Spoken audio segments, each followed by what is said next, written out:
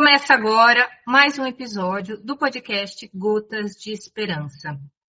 Seja muito bem-vinda, muito bem-vindo. Eu sou Cristina Segato, jornalista e editora deste canal, e é um prazer ter você conosco em mais um episódio inédito. Aqui no Gotas de Esperança falamos sobre a cannabis e toda a sua diversidade, enquanto planta, ferramenta terapêutica e elemento que atravessa questões sociais, ambientais e culturais. Nosso propósito é fortalecer a educação canábica de pacientes, profissionais de saúde e de todas as pessoas interessadas em compreender melhor o universo do nosso sistema endocannabinoide e também da nossa plantinha querida. A cada episódio você vai ouvir aqui cientistas, médicos, dentistas, pacientes e outros especialistas que de forma clara e objetiva compartilham conhecimento sobre saúde, bem-estar, meio ambiente, legislação e tantos outros temas que envolvem a cannabis no Brasil. O Gotas de Esperança é uma produção da Associação Abrace e você pode ouvir esse e outros episódios no canal oficial da Abrace no YouTube ou no Spotify. Aí você procura por Gotas de Esperança e, se preferir, no site da Abrace. Anota aí. Abrace Esperanca, tudo junto, sem cedilha, .org.br. abraceesperanca.org.br. A Abrace Esperança, localizada em João Pessoa, na Paraíba, é uma associação de pacientes autorizada desde 2017 pela Justiça Brasileira a cultivar a planta e fornecer derivados de cannabis em forma de óleo e spray aos seus associados. Quer saber como se associar e ter acesso ao Óleo Esperança? Acesse o site da Abrace. E hoje nós temos aqui uma convidada muito especial, a professora Solange Napp. Ela é formada em Ciências Farmacêuticas pela USP, mestre em Saúde Pública pela USP também, doutora em Ciências pela Unifesp, Universidade Federal de São Paulo. De onde é professora do Departamento de Ciências Farmacêuticas e da pós-graduação do Departamento de Medicina Preventiva, também da Unifesp. Ela é coordenadora do Centro Brasileiro de Informações sobre Drogas Psicotrópicas, o CEBRID, da Unifesp. Olá, professora, seja muito bem-vinda aqui no Gotas de Esperança. Um prazer conversar com você, tudo bem? Oi, Cris, bom dia a todos que estão nos ouvindo. Uma honra estar aqui com você, muita honra mesmo, falar sobre um programa desse que tem foco na cannabis. Então, uma honra estar aqui. Muito obrigada pelo convite. Imagina, a gente que agradece você estar aqui. Gente, para quem não sabe, a professora Solange foi companheira do professor Carline, já falecido, né? Que o professor Carline é o grande mestre, o grande guardião dos conhecimentos da cannabis. E nós vamos falar um pouquinho sobre ele também. Mas antes, professora, a gente quer saber um pouco sobre a sua trajetória, né? Você construiu uma trajetória sólida entre ciências farmacêuticas, saúde pública. Como é que a cannabis entrou no seu campo de interesse acadêmico e científico? Bom, cannabis nem de longe fazia parte da minha agenda acadêmica. Eu iniciei, quando eu terminei o meu mestrado, meu doutorado, aliás, durante o meu mestrado e doutorado, eu fui trabalhar no Ministério da Saúde, prestei concurso e fui para o Ministério da Saúde e trabalhava na Vigilância Sanitária, na Secretaria de Vigilância Sanitária de lá. Eu dirigi a área de medicamentos quando o ministro da época me avisou que ia ser formado um grupo de experts para estudar os produtos novos que entravam lá, os medicamentos novos e as inovações que chegavam ao Brasil. E aí, desse grupo de experts, tinha um chefe, que era o professor Carline, né? Que era o professor Carline, ele que organizava aquele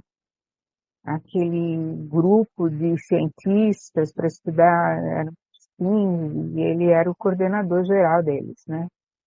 E eu, como a pessoa que coordenava a área de medicamentos, tinha que me reunia com eles, explicava os produtos que tinham chegado, deixava pronto para eles avaliarem e tudo mais, e com isso tive uma proximidade com o professor Carlini, na época, né?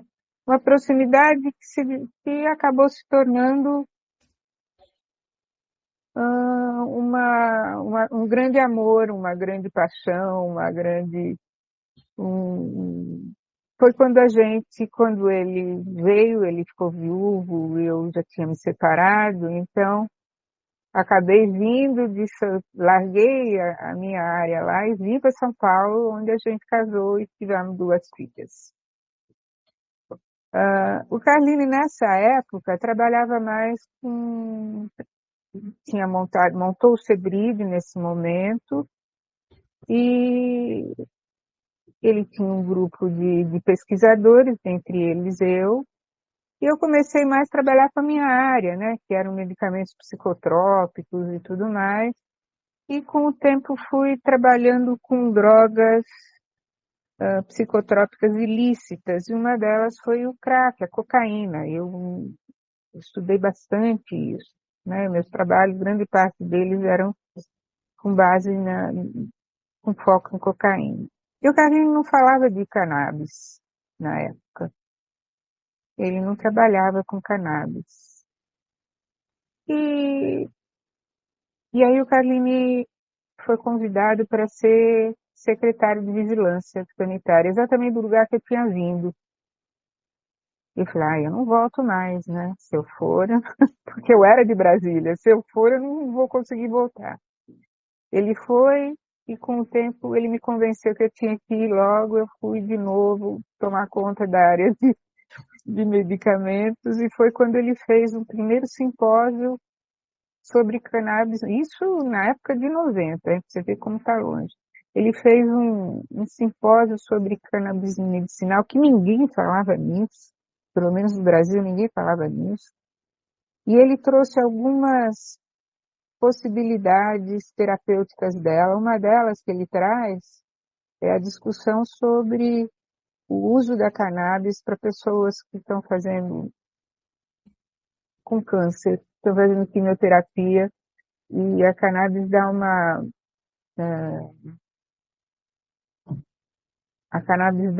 energia, né? Essas pessoas não perdem o apetite e aguentam muito mais esse processo que é tão cruel, né? E aí ele convidou os seus pares, né? Vários cientistas, foi um simpósio bem grande, e nenhum deles concordou com a ideia. Ele foi abandonado pelos pares. Não, tem outros produtos, vai usar cannabis, né? Assim, o preconceito dominante, né? Ele ficou muito chateado, mas muito chateado, porque foi um simpósio grande, com apresentação de trabalhos. Ele trouxe gente de fora, né? Ele queria que a comunidade científica comprasse a ideia, porque aí seria mais fácil para introduzir eram os pares dele, né? Ele tinha que começar por eles próprios, né? E ninguém topou, e o Carlinhos ficou muito, muito chateado. Minha vida é entrelaçada com a dele, portanto, de vez em quando eu falo dele, de vez em quando de mim, então, né? E aí a gente voltou para São Paulo, e aí eu continuei estudando o crack, e o Carlinhos não falava em cannabis, né? Embora ele tenha estudado muito cannabis antes dessa época, né? Ele ficou estudando uns 10, 12 anos, estudando antes de eu conhecê-lo. Ele tinha mais de 60 trabalhos científicos com cannabis. E, e eu achava estranho porque ele não tocava nesse assunto. Ele tinha uma certa angústia quando falava de cannabis pelas tentativas dele de convencer a comunidade científica, de trazer pesquisa com cannabis para cá, e que as pessoas acabavam achando que aquilo não, era uma planta menor, né? Eu continuei com a minha área de trabalho, que era crack, desenvolvi vários trabalhos, né? Crack, e o que mais me deixou, o que mais foi impactante para mim é que o crack, quando chega o crack quando chega em São Paulo, né? Ele entra para São Paulo, então o- a pessoa representativa de usuário de crack era um homem, não tinha mulher na parada, era sempre homem, um jovem, um homem que rapidamente fazia um uso abusivo da droga e rapidamente acabava destruindo um pouco sua vida, no sentido de roubar, de várias situações marginais, né? E lá pela época, no final de 90, a gente detecta as mulheres. Pontualmente, a gente começa a saber exatamente pelos usuários que as mulheres faziam parte começaram a consumir crack, faziam parte dessa cultura de uso, né? E aí elas eram muito escondidas, porque elas quase não buscavam tratamento e nada. Então, a gente foi atrás delas e assim, a vida delas era uma vida muito sofrida, muito terrível, né? Onde elas vendiam programas sexuais para conseguir se sustentar e atrás delas sempre tinham alguns homens, né? E as exploravam e diziam protegê-las, entre aspas. Eles se roubavam e antes roubavam e se arriscavam, passam a não mais ser linha de frente e elas são linha de frente, né? Elas que saem para buscar droga e eles ficam no aguardo. O que foi? E fora isso, elas acabavam acabavam tendo crianças disso, né? Engravidavam dos programas, então gerando totalmente, uma prole que era indesejada por parte delas, porque eram crianças que vinham de programa e que muitos programas, e elas nem tinham ideia quem era o pai. Então me deparei com uma situação bem complicada, que mais do que usar o crack, eram essas crianças que iam para locais de acolhimento e lá ficavam, porque ninguém queria adotar, porque eram filhas de usuárias de droga, e principalmente crack. Crianças que não teriam a menor possibilidade na vida, como não tem mesmo, né? Ninguém, com 18 anos, vão sair de lá sem uma base de afeto, sem uma base de nada, né? Viveram lá num local de acolhimento e depois, aos 18 anos, tem que sair fora sem nenhuma perspectiva de vida. Então, isso me deixou muito.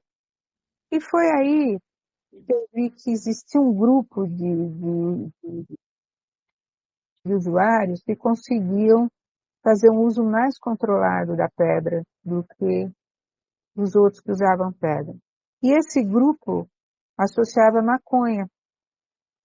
Eles associavam maconha com a pedra. Nisso eles diminuíam muito a fissura, diminuindo muito a fissura, eles não se colocavam na urgência da droga, diminuíam os programas sexuais, diminuíam a busca da droga, e alguns conseguiam ainda viver dentro da sociedade, tinham um trabalho, estudavam, mantinham uma família, o que então, ou seja, a cannabis era usada como redução de danos, que era muito especial isso para a gente, né? Fiz até um trabalho com isso, mostrando a possibilidade da cannabis diminuir uma série de sintomas que expunham muito o usuário, né? O usuário no sentido, principalmente mulheres, que acabavam não se expondo tanto graças a esse uso de cannabis e pedra. Óbvio que eles perdiam um pouco do prazer da pedra, mas em compensação eles pagavam esse preço, né? Tinham um pouco do poder da pedra, porque a pedra esse prazer era um pouco mascarado pela cannabis, Porém, eles tinham uma série de vantagens em relação a isso, e hoje a grande maioria utiliza nesse combo aqui de maconha com cannabis. Então, a cannabis aparece por um acaso na minha vida por conta do crack, né? E aí eu comecei a ver que a cannabis tinha um papel importante nisso, né? Até para diminuir todas aquelas consequências do usuário, de fazer aquele uso abusivo, de roubar, de ter uma série de problemas por conta da droga, e vários passam a unir a cannabis, principalmente pela fissura, né? Que eles entram naquela urgência da droga e acabam cometendo uma série de atos que depõem contra a vida deles próprios, né? Com E certeza. o Carlini, e o Carlini mais para o final da vida dele, né? Ele voltou a falar de cannabis, né? E aí eu voltei um pouco atrás para saber o que tinha acontecido lá atrás, né? Então, eu vou contar um pouco do início dele, né? Eu não estava na vida dele, mas ele era estudante ainda, ele fazia medicina e foi fazer um estágio com o professor Ribeiro do Vale. Era um professor de farmacologia, que foi professor dele, e era um professor muito brilhante, os alunos gostavam muito dele, era um cara muito ligado à pesquisa básica, e ele foi pedir estágio lá. Esse professor trabalhava com maconha, mas assim, ele não era a principal linha de trabalho dele. Ele tinha outra linha de trabalho. E quem chegava, ele já empurrava maconha, porque ninguém queria seguir para frente. Quando o Carlinhos pediu, ele falou, eu tenho lá, você vai trabalhar com maconha. Ele não sabia nada de maconha, tinha o mesmo preconceito que todo mundo tinha na época. Não, maconha, puxa, maconha, uma droga aí, que o povo usa para recreação, ele quer que eu trabalhe. E ele começou a trabalhar com maconha nessa época, ainda estudante, já estava quase se formando, e viu que a maconha tinha alguns predicados mesmo, né? Ela tinha algumas possibilidades terapêuticas, e ele vai desenvolvendo isso, né? Ele vai desenvolvendo isso. Quando ele pede um estágio fora do Brasil, ele vai para Yale, para a Universidade de Yale, e lá ele aprende várias técnicas para para pesquisa básica. E aí, quando ele volta, ele aplica essas técnicas na psicobiologia, que é um departamento que ele fundou. Na verdade, ele ajudou a fundar a psiquiatria da Unifesp e a psicobiologia. A psicobiologia, ele acabou rodando o Brasil, ele montou no Rio Grande do Norte, em Santa Catarina, na Paraíba, que a gente não tinha essa ciência aqui, e ele traz de lá e acaba montando em várias universidades, né? E, e aí ele volta a trabalhar com cannabis, né? Monta um grupo para trabalhar com cannabis, aí vários professores que passam, que hoje são professores, doutores e tudo mais, mas que na época eram alunos, vem gente de fora trabalhar com ele com cannabis. E foi interessante que ele começou primeiro em animais, depois foi para humanos. E quando ele começou com animais, ainda o canabidiol, nem o THC havia sido a estrutura deles, ninguém sabia nada. E aí o Carlini tem um trabalho, ele, ele sugere que existiam pelo menos duas drogas que tinham ação meio contrária, e que uma inibia a outra.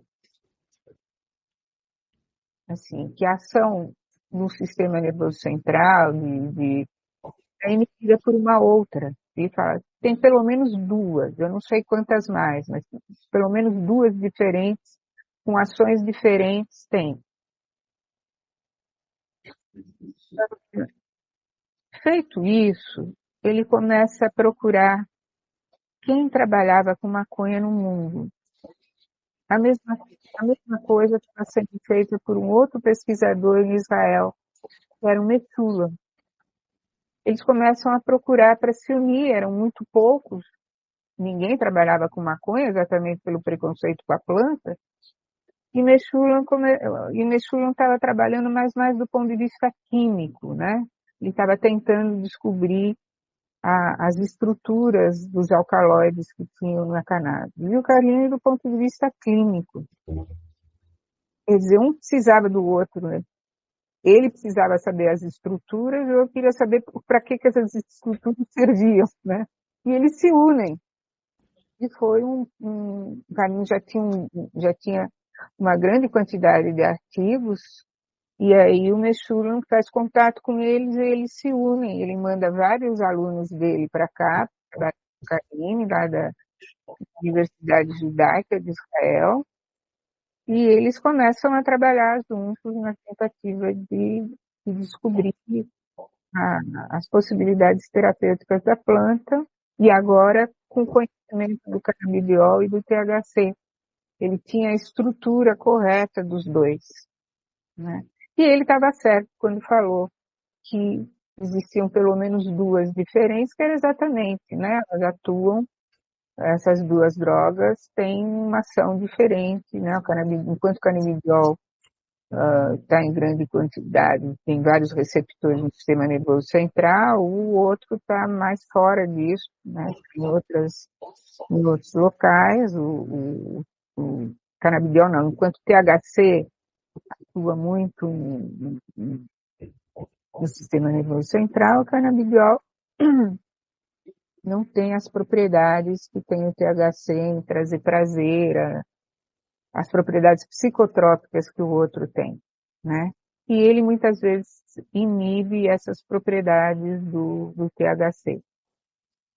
E aí ele, através do Meshulam, quando o Meshulam se une a ele, eles fazem o primeiro estudo clínico.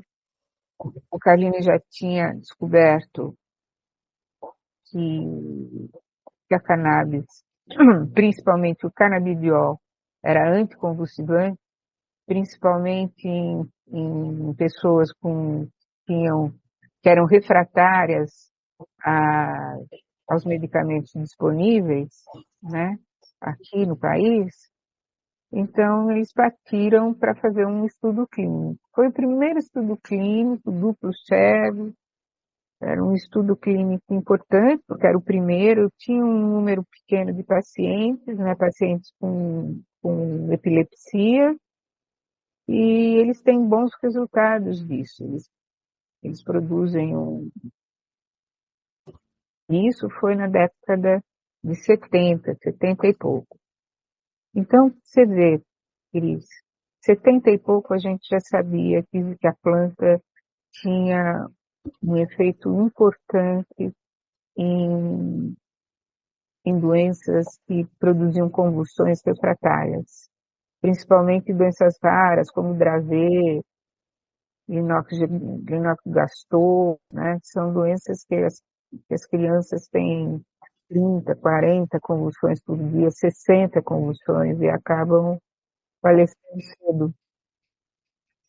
E essas crianças todas foram privadas disso, porque só agora, em 2000 e pouco, 2020, é que o Brasil começou a teve mais chance e adotou porque as mães saíam acabaram dando para os seus filhos a cannabis, a revelia da Anvisa, do Ministério da Saúde, né? Então, o Ministério teve que se posicionar e a Anvisa teve que se posicionar em função disso.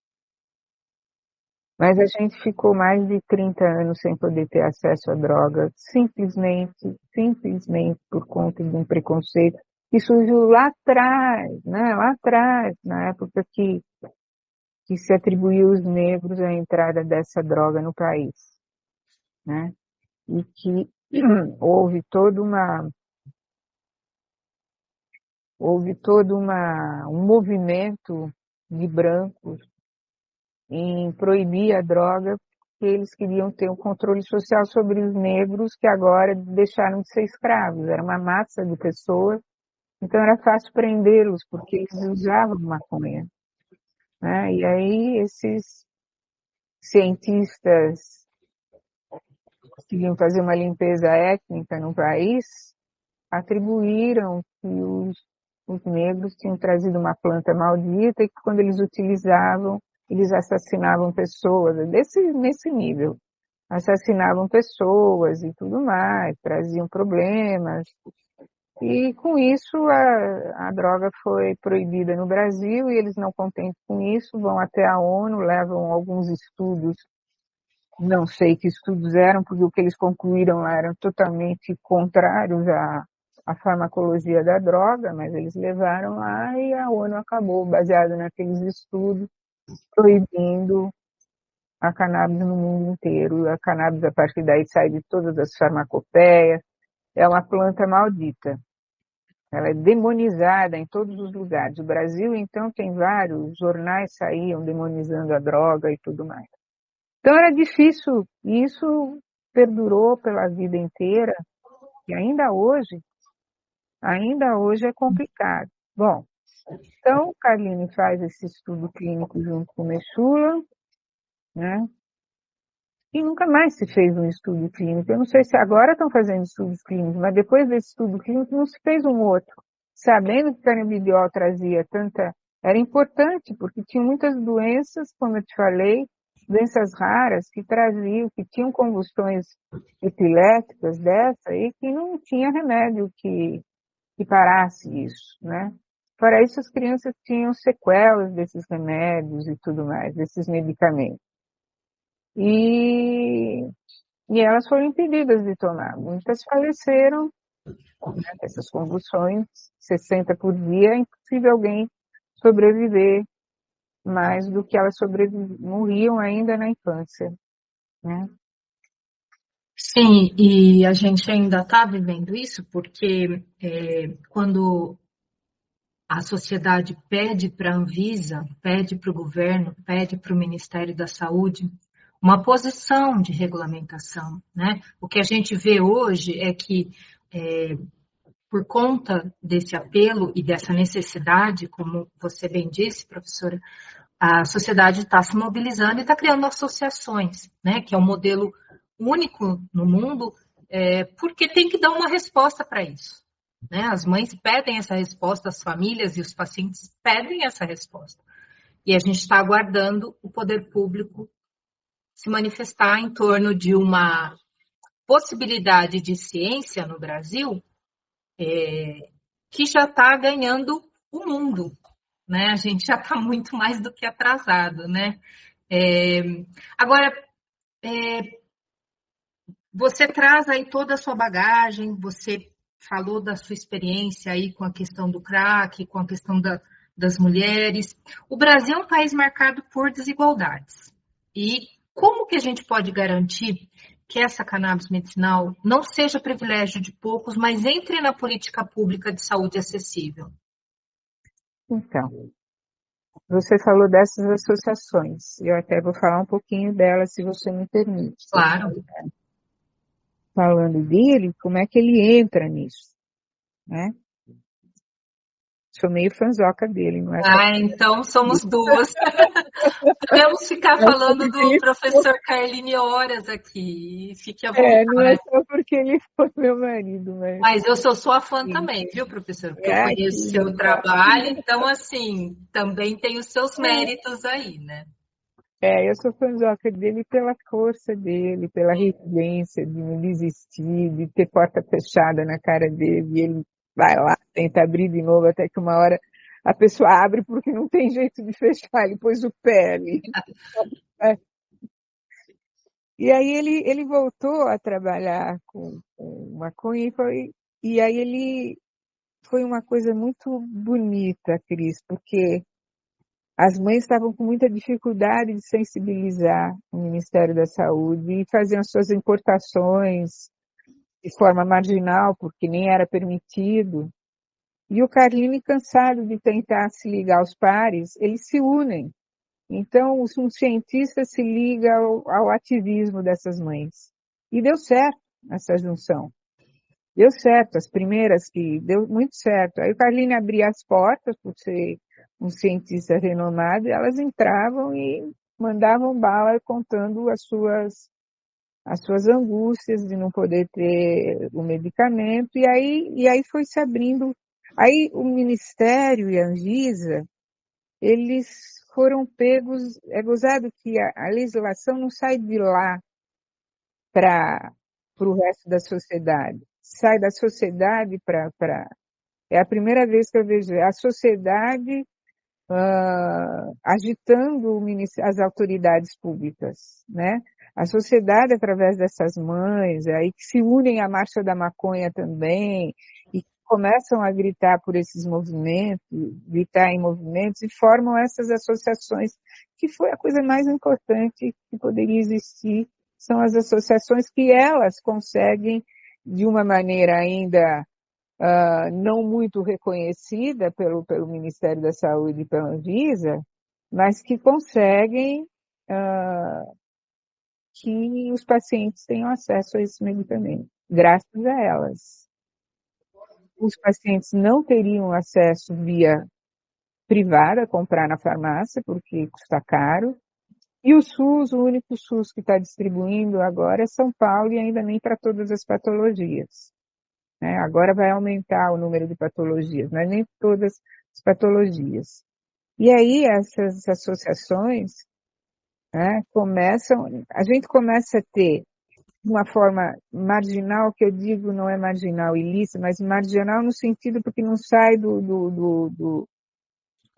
não sai do núcleo oficial. Uhum. Né? Essas mães acabam montando essas associações também no grito. Né? Também vão e começam a entrar com judicialização no Ministério, conseguem o habeas corpus, plantam para elas e depois um habeas corpus coletivo, e com isso elas começam a produzir óleo com qualidade no início, mas começam a garantir que esse óleo tenha propriedades e que tenha exatamente os componentes que lá estão, e graças a essas associações, elas conseguem, e eu vejo que é por aí a possibilidade de se ter, elas conseguem produzir mais barato, né, do que uma indústria que acaba, e o fato de não plantar aqui, e que agora vamos ver se a coisa, o fato de não ter uma plantação, elas sempre ficam elas têm uma limitação por conta disso, né? Saiu na RDC já há um tempo atrás, onde as indústrias farmacêuticas poderiam plantar, né? Para plantar para pesquisa, plantar para a elaboração de seus produtos, na tentativa de diminuir o preço desses medicamentos. Não sei se isso foi só um início, se isso já está definitivamente aqui no país. E agora a gente está aguardando uma nova regulamentação que já entrou, vai entrar, ou já entrou em consulta pública, onde definitivamente a gente vai ter uma regulamentação talvez mais próxima do que o mundo tem. Mas o Brasil se atrasou por uma coisa conservadora, por algo totalmente mentiroso, né? E graças às mães e o grito do Carline, hoje a gente pode falar de cannabis, né? Ele mesmo doente, ele foi em algumas reuniões da Anvisa, reuniões com os diretores, ele foi lá clamar pela maconha, pela cannabis terapêutica. Saiu uma regulamentação meio pífia, mas pelo menos a Anvisa se colocou, teve que se colocar. Ainda a planta está lá na 344 dizendo que ela é proscrita, mas breve ela não vai poder ser mais, né? Porque ela vai ser utilizada aqui, vai ter o plantio dela de uma forma ou de outra. Então, eu acho assim, a gente perdeu muito tempo, a gente se atrasou, Agora estamos andando, mas assim, e a gente está melhor que alguns países que nem começaram, mas assim, pensar que aqui tinham pessoas estudando e não eram quaisquer pessoas, cientistas importantes, né? O Michuro, o Carlini, cientistas que se projetaram no mundo, que se projetaram internacionalmente, extremamente respeitados, e não foram considerados. Seus resultados das suas pesquisas são consideradas hoje, mas na época não foram. Se tivessem sido, a gente já estaria, sem dúvida, o Brasil seria um país de ponta nisso, em todos os sentidos, e não. E agora faz a mesma coisa com as associações que ainda não são consideradas da forma como deveriam. São elas que sustentam esses pacientes todos. São elas que provê um produto de qualidade a preço, muitas, tem uma parte que é doada para quem realmente não tem, e outra parte que cobra, mas cobra um preço justo e não o preço que hoje a gente encontra na farmácia. Então, eu acho que as associações poderiam beneficiar em muito o comércio no país e a possibilidade das pessoas terem acesso aos medicamentos. As universidades estão aí para prover a qualidade desses óleos. Elas poderiam se ter a próprio Estado poderia fazer um convênio com as universidades, no sentido de que as associações pudessem ter, até fica caro fazer isso. Então, o próprio Estado podia prover isso, né? Ter grupos dentro das universidades. Hoje a gente já sabe fazer isso facilmente para se ver a qualidade desses produtos, né? E as universidades estão aparelhadas para isso. Tem pessoas que sabem lidar com isso, cromatógrafo e espectrômetro de massa, que não é mais nenhum bicho de sete cabeças, e que podem, de alguma forma, ajudar, fazer um convênio. Algumas fazem, mas são as grandes, né? E pagam isso, mas poderia ter isso como um trabalho do próprio Estado nesse sentido. Podia prover o SUS com esses produtos, seria muito legal. Seria tudo muito mais. Temos que seguir a gente não dorme, né? Então tá todo mundo lutando até o Estado definitivamente, e a gente já tem muita gente do lado, tem muito deputado que está do lado da gente, tem muitas pessoas. É interessante que eu tenho uma aluna que fez um trabalho sobre os médicos prescritores, né? Quais são as dificuldades que eles tinham e tudo mais. E a gente percebe que a maioria deles, pelo menos na nossa amostra, começou a prescrever maconha, cannabis, porque teve um problema dentro de casa. Não foi de livre vontade. Então teve um problema dentro de casa, é o pai, ou ele próprio, ou é o filho, ou é o sobrinho, o tio. E aí ele entra em contato com a cannabis como última possibilidade para ajudar essa pessoa próxima. E a partir daí ele começa a prescrever porque viu que deu certo. Hoje já temos uns diferenciados, mas ainda é a situação. A outra coisa que a gente percebe, os pacientes que acreditam na cannabis são pacientes que sabem muito sobre cannabis. Não é um paciente como, não é um paciente de um medicamento comum. Ele sabe muito sobre a cannabis, ele sabe como é que faz, ele sabe quais são os efeitos, para que serve a concentração, como que esse canabidiol e THC, como que ele deve... Nossa, sabe demais, né? Ele discute bem com o médico a respeito dessas informações científicas. Ao passo que aquele que tem o preconceito não sabe, além de não saber nada, sabe desinformação. Exatamente. Informação horrorosa, que eu achei que não existia, mas existe. Então, tem uma que faz um trabalho sobre o paciente informado, a paciente que usa, e a outra faz o paciente que não usa. E a gente vê a diferença de um e do outro, Uhum. né? Assim, aquele que não usa, ele justifica não usar por uma série de fatores que são todos mentirosos. E aquele que usa tem um conhecimento mais profundo a respeito, tem um discernimento melhor sobre o produto, sabe o que ele tem que tomar, e discute bem, e ajuda o médico nisso. Os médicos, ainda, as universidades, não têm cursos sobre o sistema endocannabinoide, uma outra tem, mas aí isso não está inserido ainda No currículo. no currículo dos cursos. O que é complicado, porque eu sempre penso assim, né?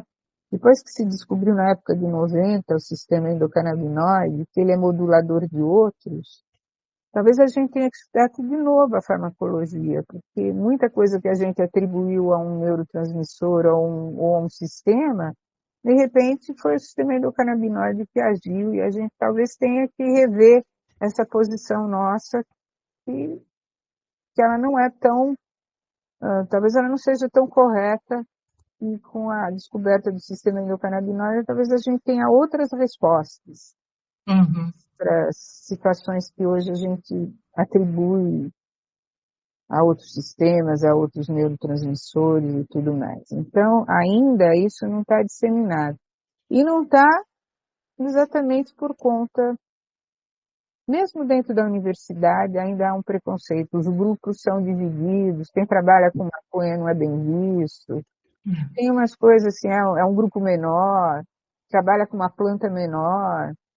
Então, assim, ainda tem que se sair Tem dessa. muito caminho pela frente, né? Estão bem melhores, não vou te dizer que Sim, essa sim. coisa, né, mas tem uma situação. Queria Ah, te contar uma coisa pode, interessante, conta.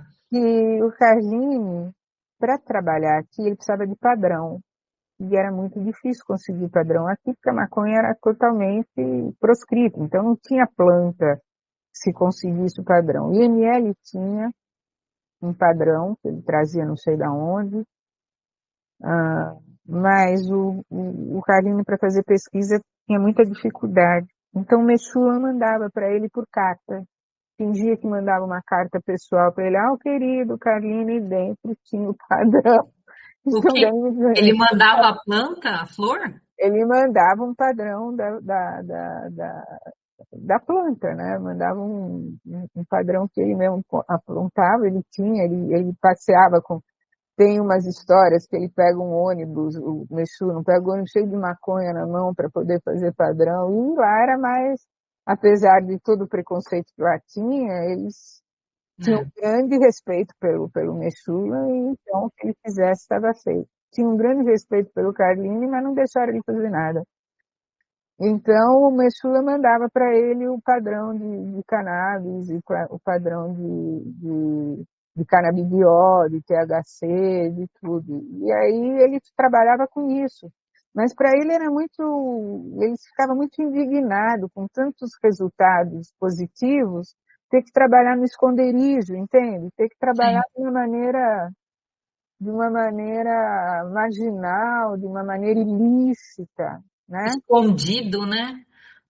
É, Fazer ciência com medo, escondido, é com assim. medo, e aí teve um tempo que ele parou, ele falou, não, não dá mais, eu não sei mais o que fazer para eles acreditarem. Eles não querem acreditar, não.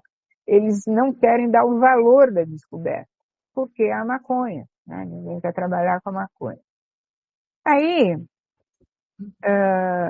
e o Carlini passou já bem recente, né? Quer dizer, assim, 2022, 2022 não, porque ele morreu em 2020, assim, 2019 para 2020, ele fez um grande simpósio dentro da Unifesp que chamava Os Saberes da Maconha.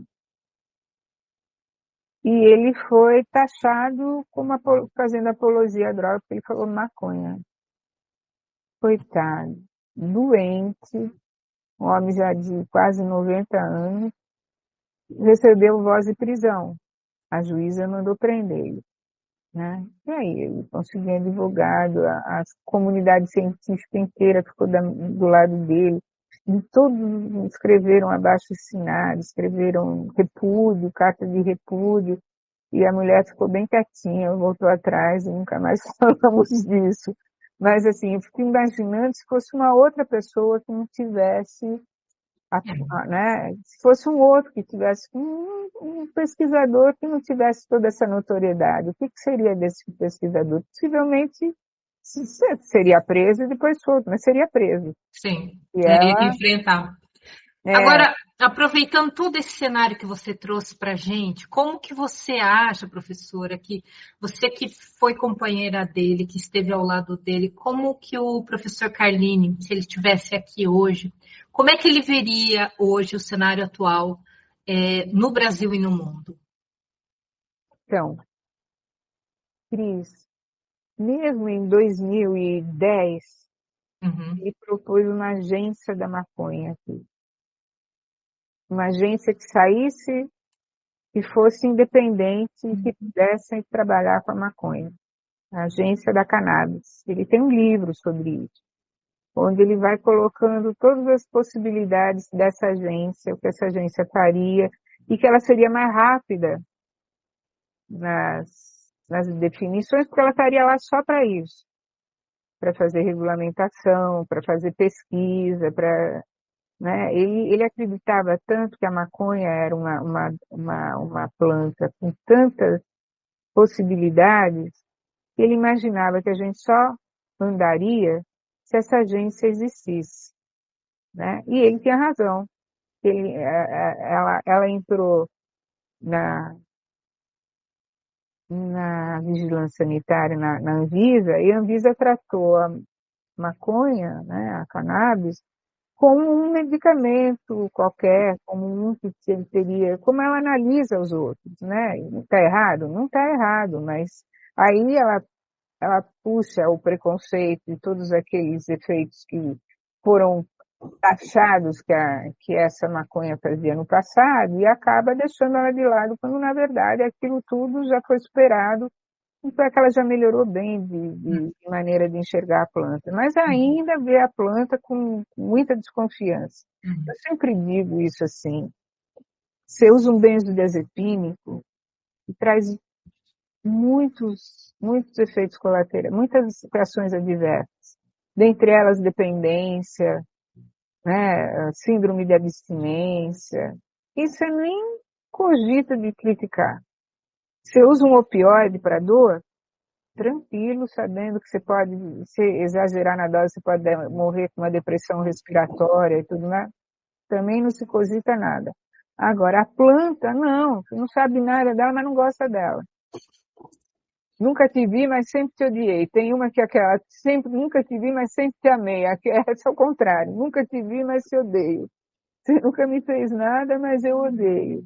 Então, acho que a gente fez um trabalho importante que as associações fizeram, diminuindo o preconceito, né? As associações fizeram, diminuíram o preconceito a partir do momento que elas disponibilizam o medicamento para quem necessita, né? Então, acabou. E os médicos, que ainda a gente tem poucos médicos prescritores em função disso tudo. Mas o Carlini queria uma agência, o Carlini queria que tudo fosse rápido, que a pesquisa fosse coordenada por um grupo, né? Que a pesquisa não ficasse diluída com outras pesquisas de outros medicamentos, entrasse numa fila para ser vista, né? Não, ele queria e aí ele propõe essa agência. Ele via até pessoas que ele achava que podiam cuidar dessa agência, mas que no final, imagine, nem a planta aceitava, quanto mais uma agência, né? Então mas era assim que ele via uma agência que pudesse rapidamente não, mas profundamente, né? Ter dinheiro para poder financiar pesquisa no país, nas universidades ou grupos que pudessem fazer. Então, essa agência ia movimentar muito rapidamente, como essa agência existe em outros países, né?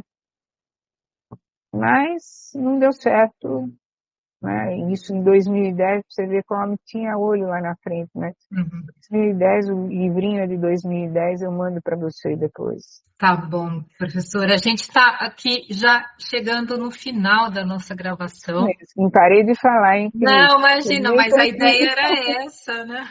você nem Você conseguiu fazer eu parar. não tem problema, a ideia é que você fale exatamente, porque entrevistado que não fala e a gente não tem material na entrevista. Mas eu queria te agradecer de coração. Olha, é uma delícia ouvir a sua história, ouvir a história do professor Carlini e saber que o legado dele tá vivo com você, professor. E queria te pedir para deixar uma mensagem, uma consideração final para a gente encerrar aqui.